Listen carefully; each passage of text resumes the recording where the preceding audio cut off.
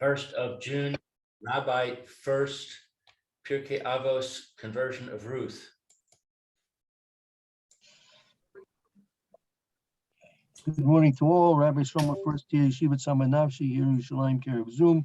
This is our first year in the morning here. We're learning Megillas Ruth. The Tzitzi Eliezer is going through the Shittas of Rashi and the Shittas of the Ibn Ezer and others as to when, where, and how Ruth was Miskayer and the various ramifications of the different drachim in understanding Ruth's conversion to Yiddishkeit.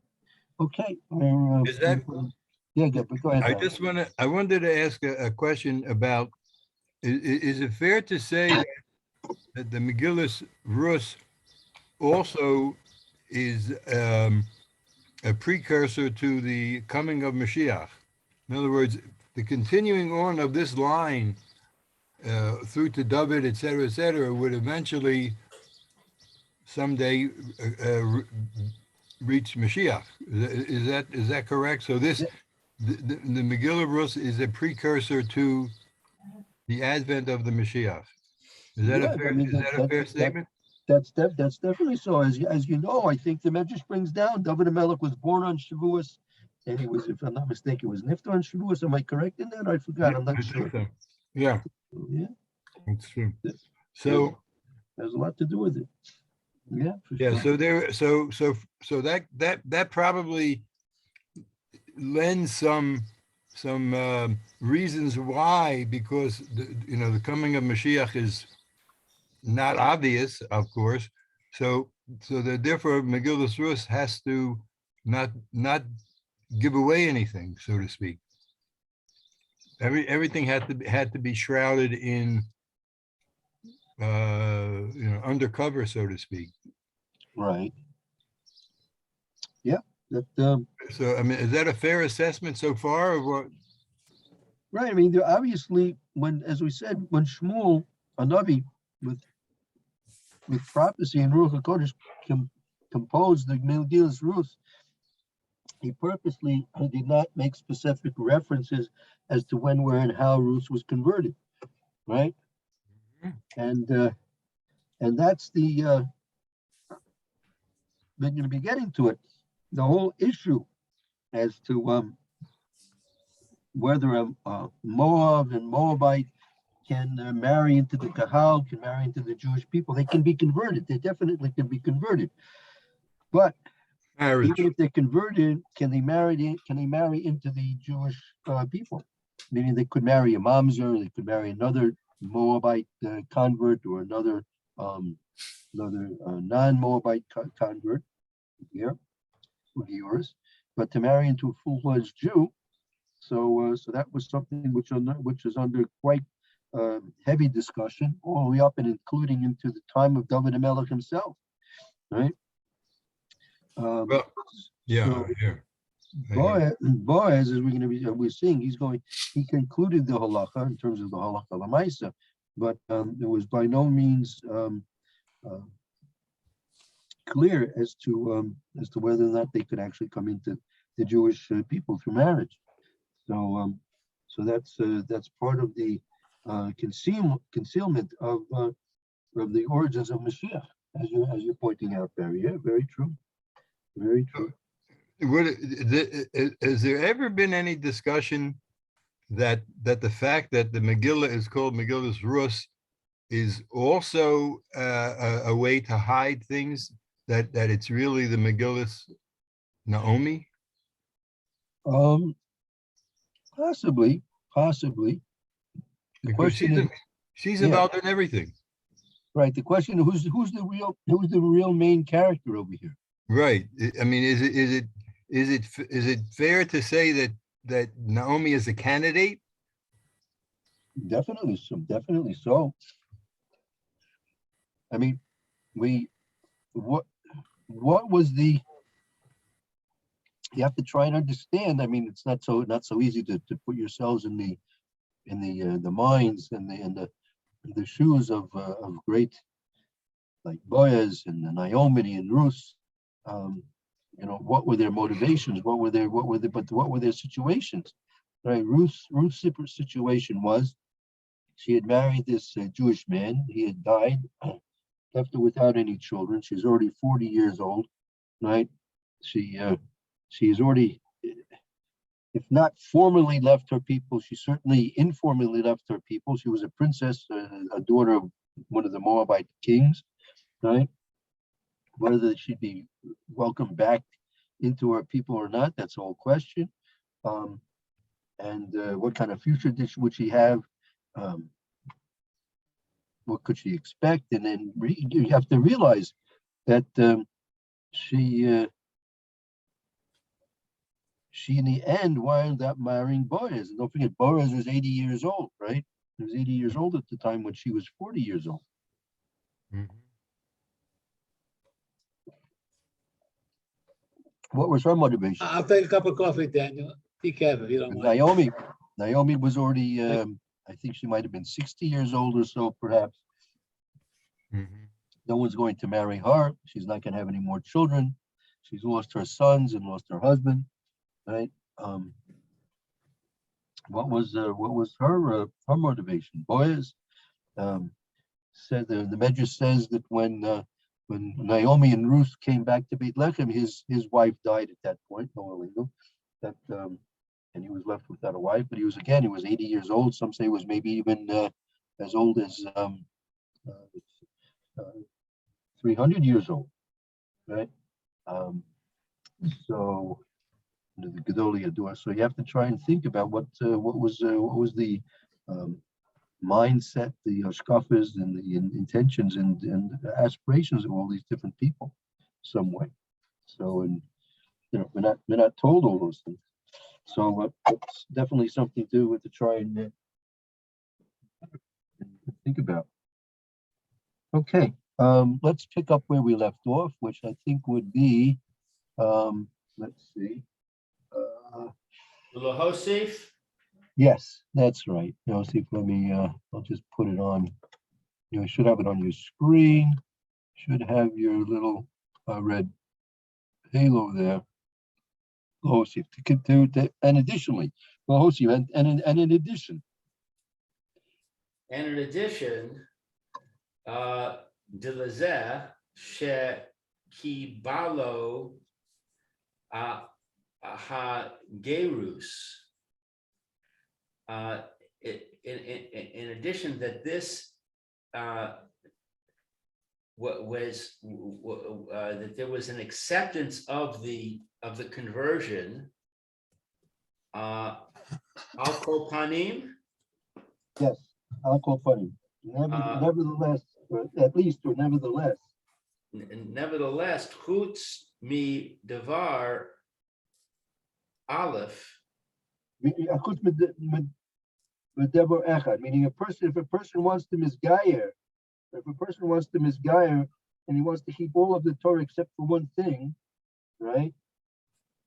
Right. Midabre Torah, except for one thing that is in the Torah.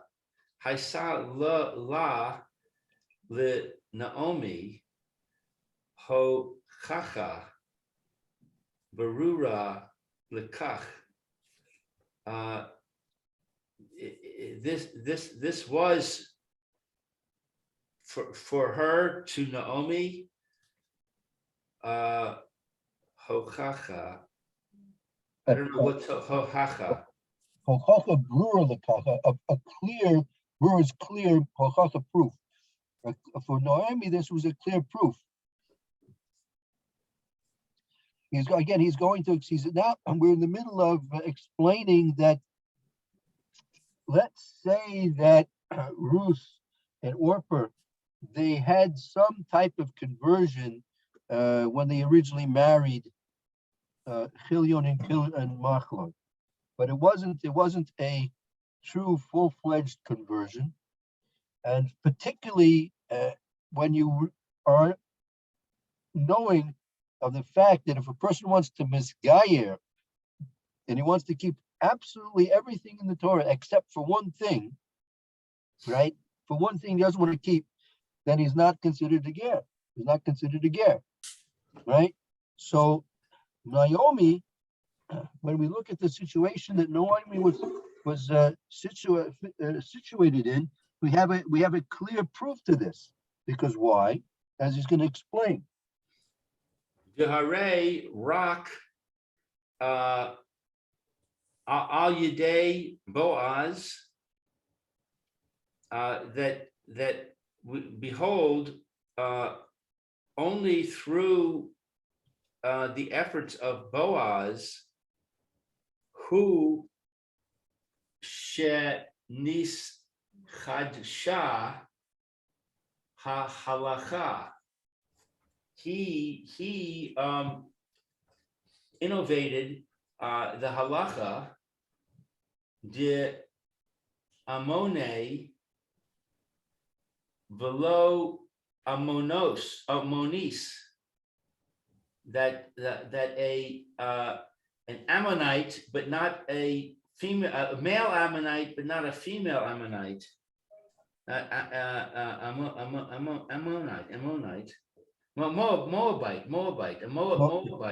Right there you go. Right. a male Moabite, but not a female Moabite. Moavi velo. I'm sorry, an Ammonite and a male Ammonite and not a female Ammonite. A Moabite and not a female Moabite. Ve'elu haisa Ruth, and these were Ruth. Ba'a machlon. I'm sorry. Mismo shelashon shelashom lo hayu mikablin osa. And this was the case with Ruth. She came. What is this? Mismo? Meaning Boaz was the one who was Mechadish, who invented the halacha of Moavi and Lo Mayavas, right? Right. So Ruth, if Ruth had come one day before Boaz initiated this halacha, right? No one would mekabel her, right? She's excluded from marrying because Boaz has not yet, that halacha has not yet been invented yet. Well, I want, is the case that this is the first time the halacha was instituted, or is this the case where Boaz, so to speak, reawakened everybody's knowledge? So this is the first time that the halacha has been. It was mechadish, this halacha. So up until that time, in other words, it wasn't that this had been lost, that we knew it before and then it just was forgotten. This never existed before. Right. There were many Moabite women who in history before that could not marry a Jew. Right. That's right. They were not included in the ability of coming into the Jewish people through marriage. Right. So then he did it get passed? He brought this to the Sanhedrin. How did it formally get accepted by the nation? Well, that was a debate, as I said earlier. That was a debate that was raging through Klal Yisrael all the way up and including the time of David HaMelech. Right, meaning even at the time of the Gemara, it's brought down that there was dispute about whether or not that was the halacha or not. Because it seems like Boaz was in negei bedavar. No, I think why would it be no gay in the davar? Because he wanted to marry Ruth. No, I think it was before. I think he had already made the halacha before Ruth came onto the scene, if I'm not mistaken. That needs to be checked out. That's not clear exactly what the timing was. I'm not sure. I don't know. So when Boaz convened the Besdin at the gate and assembled the 10 men, etc., he was not at that time establishing the idea of a Moabite woman. Well, It that's, was, well, it was that's when he called the 10, right? When he called the 10 from the Sanhedrin, they explained that he was calling those 10 that would now be made public. That law would now on that day would be made public. He's probably going to explain it. He's probably going to go into that. okay. Well, let's see. I think he'll go into that point. So what is this word, mismol? Mismol Shilshom from yesterday. Mismol is yesterday. Shilshom and 2 days before. Day before yesterday. Right. Shilshom is the day before yesterday, and Mitmoil is the yesterday. Okay, so from yesterday and the day before, lo hayu mikablin osa. They didn't accept her. Right. She wouldn't. The day or the day before Boaz had initiated this halacha, Ruth would not be accepted as a convert to marry. At least she wouldn't be accepted to marry. Mm-hmm.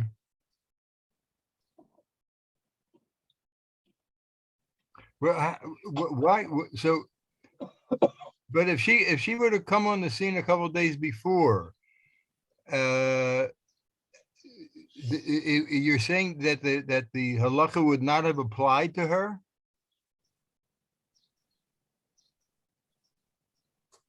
No, she wouldn't. No, ain't makabling, so he wouldn't receive her. What does that mean? They wouldn't have received her as a gerus? What it should mean we wouldn't receive her as to be married. We could take them in as a ger, but not to marry. So, okay. So it means that on the day that the law became revealed, anybody before that was excluded. Right. It was only people who were converted after that. Right. Well, it's not really dependent on conversion. Conversion they can do. The question is bringing them and allowing them to marry. You're right. I'm saying that all those people who had been converted before the halakha became known, they were not able to marry. And right. So then once the halakha it's not retroactive, in other words. Right. Right. It would not be retroactive. Okay. See, there's 2 points here. There's one, whether or not you would receive them as gerim. So without a parent, you could receive them as gerim, right? Number 2 is whether you allow them to marry, right? So let's say someone was received as a geurus, but that was before the time of the allowance into marriage. Does it have to be that she needs to have both qualifications, or it's enough that now she's qualified once the law has changed? That's not clear. So then what I'm trying to understand is Naomi. What did Naomi know when she's telling Ruth, get your your gown on and put the perfume on, etc., and go to Boaz? So what did Naomi know? She apparently she was, everything was okay. Well, no, because that's already 3 months later. Let's see. Let's go further in the paragraph here. Hold on. Isa b'Yerushalmi b'Yavamos Pei Chet Hey Gimel. So it is in the Yerushalmi in Yavamos. Pechet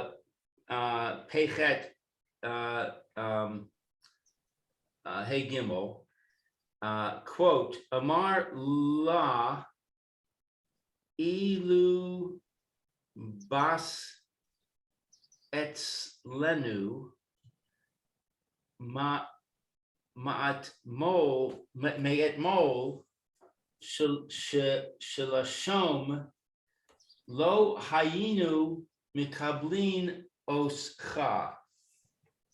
So he said to her, if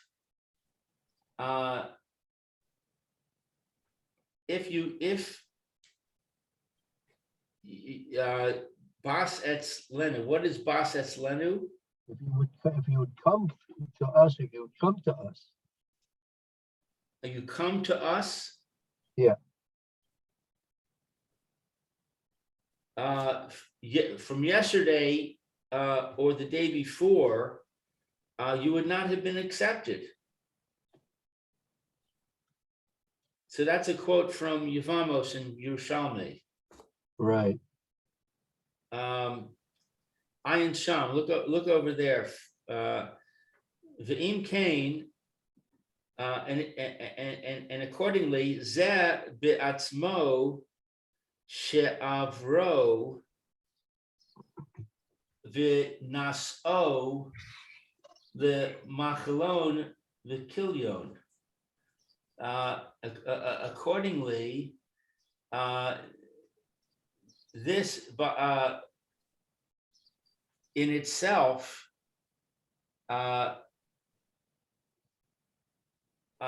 serves V'naso is, what is V'naso? It's like this. It says, "V'im kain," if so, meaning if so that the halacha has not been accepted, that the Moabite women can come into marry into the Klal Yisrael, since that wasn't the halacha at that point, right? Then, At what point? when they were married to Kilion and Machlon. Oh, okay. That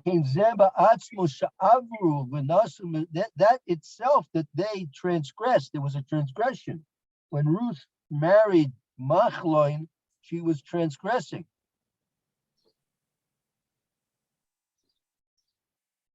There was a sin that she married Machlon, right? Well, maybe, but how would she know? It was Machlon who should have known. So he sinned and she sinned, and they need two of them to get married, and they did, and it was a sin. Yeah, but he's b'mezid and she's b'shogeg. It doesn't matter. A sin is a sin. Huh. So what is this word V'naso? To marry. Oh, to marry. Uh-huh. So if so, this in itself was a sin to marry Machlon and Kilion. V'ha gerus haisa mitechila l'shem kach, and the conversion was from the beginning in this way. Right, and the beginning of Ruth's conversion began in this way, began with this sin. Oh, so when it says im kain, if so, what so? If it's so that That when Ruth was married, there was no law that she had a permissibility to get married. She was still excluded from marrying any Jewish person. If so, at the time of her marriage to Machlon, she was forbidden to marry a Jew. So that was the beginning of her so-called conversion. and it was in sin. She was living in sin. Right. How does that rate as the beginning of the conversion?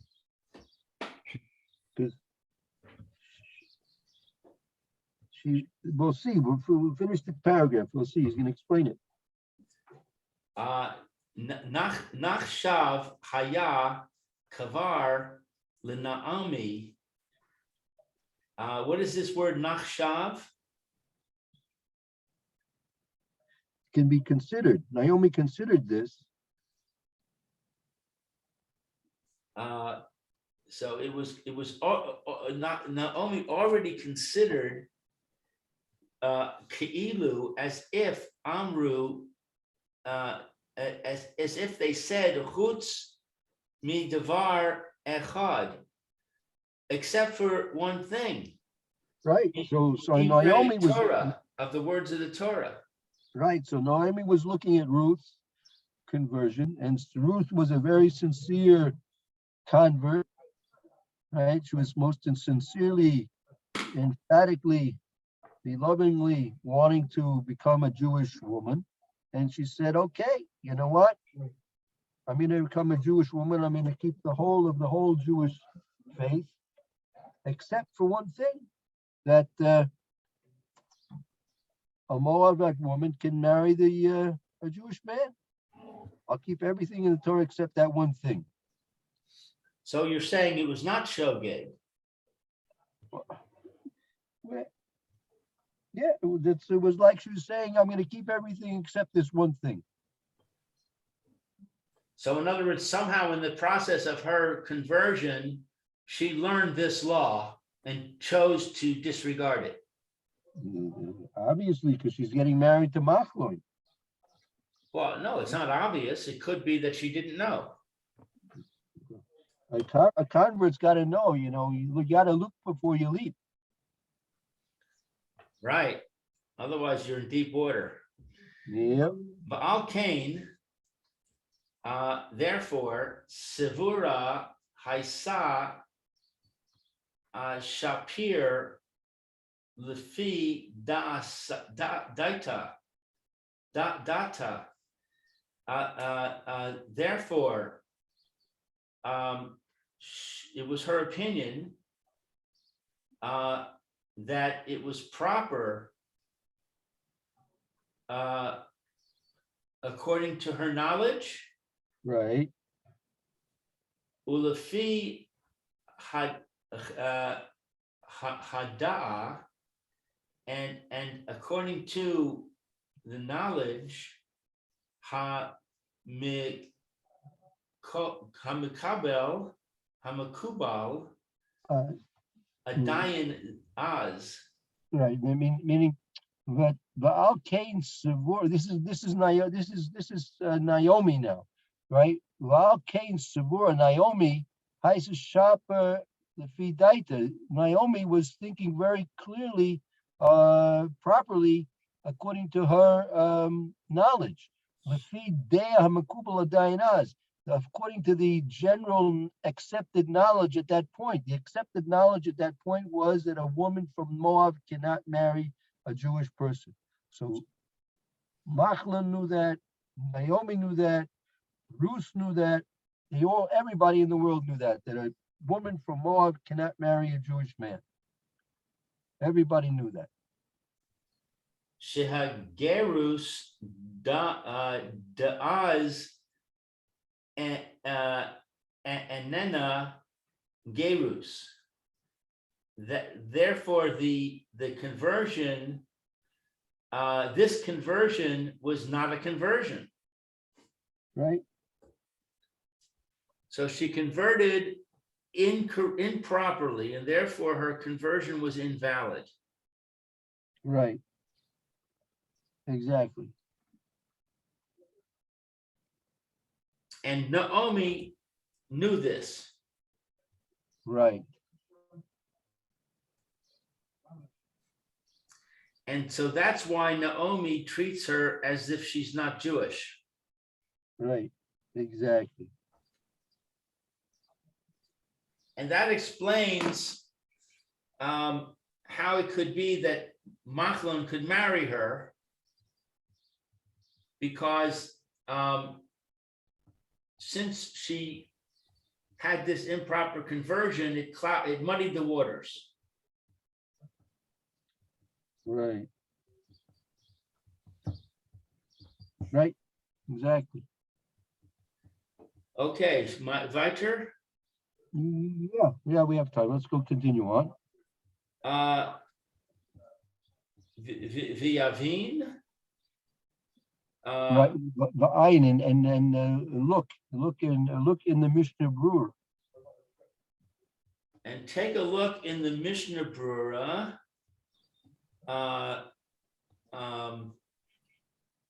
In this citation.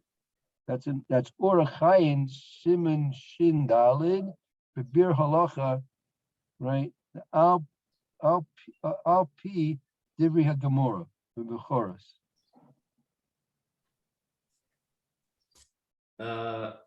Okay. Pshita lay nami de'ain gerus lechatzain ve'im amar chutz mi divrei echad ein mekablin oso. So it's obvious also that the conversion is it's not, what is this word, lechatzain? In half. There's no such thing as a half conversion. It's not a half conversion. Right. The ein gerus lechatzain. There's no such thing as a half conversion. If you say except for one law, it's not accepted for her. Right. You know, meaning if a convert wants to keep everything in the Torah except one thing, you don't accept them. Say sorry, no tiki, no washing. So I'm not clear on that. So what was her reservation? What was Ruth's reservation? What was she holding back from? She wanted to marry a Jewish man. The law was a woman from Moab cannot marry a Jewish man. She says, I'm going to convert and I'm going to keep everything in the Torah except your one law about Moabite woman not marrying Jewish men. That I'm not going to keep.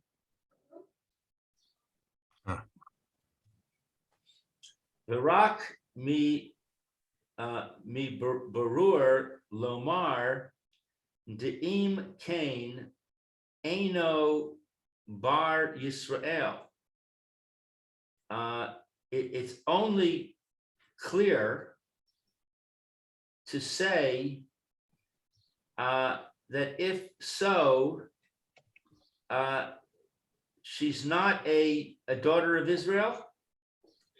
Right. That Rak Mevur Laomer Deim Ki Eno Bar Yisrael. It's only going to be that they're not going to be considered a Jewish person. And what is this abbreviation? Al Kopani, that at least, right? At least. So at least you have to say that she's not Jewish. Meaning, it's like this, like the Rak Mivora La'omer. It will if you want to say something clear, the ki eno bar Yisrael al kopanim avo mechayev lekayim mashikibul alav lekayim the klal ger toshavu, meaning if you can't convert them because they want to keep everything except one thing, so they're not going to be considered Jewish. Aval, nevertheless, they're still be obligated to fulfill what they obligated themselves to. Meaning they said they want to keep everything except one thing in the Torah. So they won't be a Jew, but they'll be obligated to keep everything except that one thing. So in other words, she's in the category of a ger toshav, That's right. She'll be in that's what it says. He's a ger toshav, exactly. which is a non-Jewish person who keeps all the Noahide laws. Right. That's right. Okay. Digam ger toshav gufa im ratza lekabel alav od mitzvos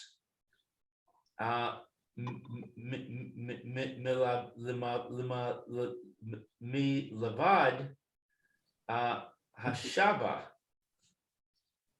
and also a ger toshav herself, if she wants to accept upon herself more mitzvos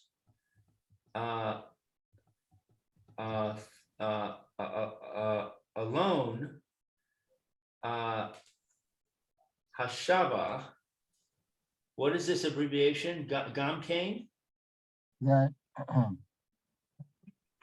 that they would be again, so Gam Kain Milvad Hasheva, Gam Kain Chav also is Chal Kablo Mechayev Akakat L'Kaim. Right. So what is this word before Gamkein? Hashava?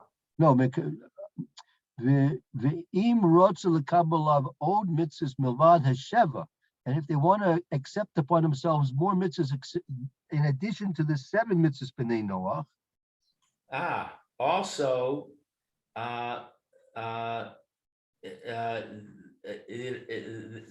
this acceptance attaches, and she becomes obligated. Right. Haki kamar l'kayemes, and here it is as to say that she has established it. Uma de Isa Choros, and this then it says in Bechoros, De'ain mikablin oso hayinu le'inyan la so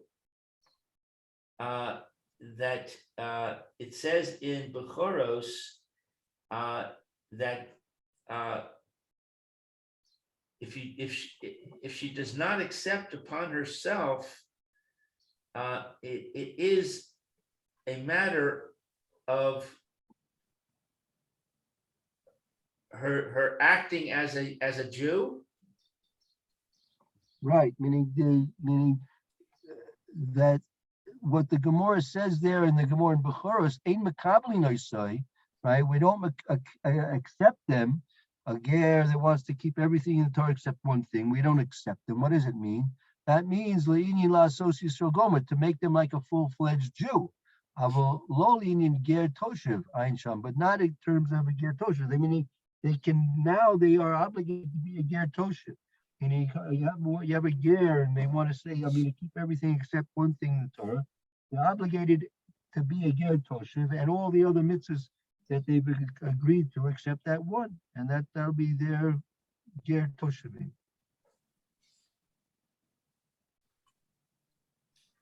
But that's problematic because if she's keeping everything except this one thing, what does she do when Shabbos comes? Right. If she keeps Shabbos, then that's the second thing she's not doing right. Right. Well, if she doesn't keep Shabbos, then she's acknowledging that she's not Jewish. Right. They're not Jewish. They're ger toshev. You're right. They're not. They're ger toshev, not Jews. They're not Jews at all. But whatever they accepted on themselves to keep, they have to keep. But Shabbos is a separate problem because a ger toshav is not, a ger goy is not supposed to keep Shabbos, except they could keep Shabbos except for one thing. They could light a match for the Machal Shabbos at one point during Shabbos. So Shabbos is not supposed to be Shabbos with it. So Chayav Misa. that's right. Correct. So then our presumption is that that's what she did. She kept Shabbos except for one thing. Yeah.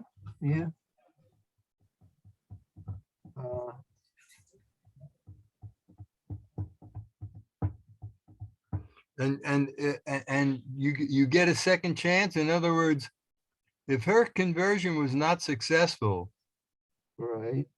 and she became a ger toshav, so now she gets a retry. In other words, now then she can reapply again to become a full Jew, or is it that you're a ger toshav, you tried, you didn't make it, and zehu?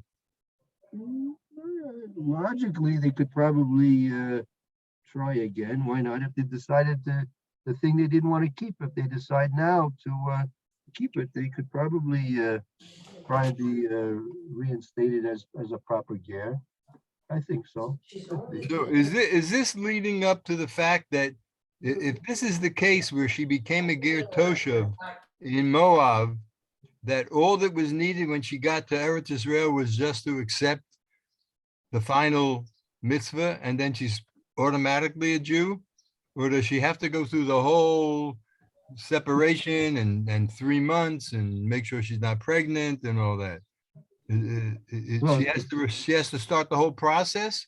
Yeah, because a ger toshav is not a Jew at all. There's no conversion for a ger toshav. A ger toshav is simply a ger toshav. Right. There's no status for a ger toshav. Okay.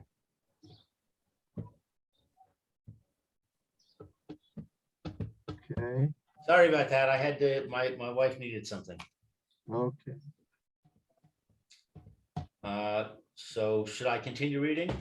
Well, actually, maybe it's best We're out if we of stop time. now. Yeah, it's 50. Okay, yeah, we'll have to stop here now. Okay, we'll take a break and we'll start the Mr. Brashear in a few moments. Mr. Shem. Okay. In the meantime, Roy, have a good afternoon. Hope to see you tomorrow. See you tomorrow, Roy. Bye. Bye. Be well. See you soon. All. Okay.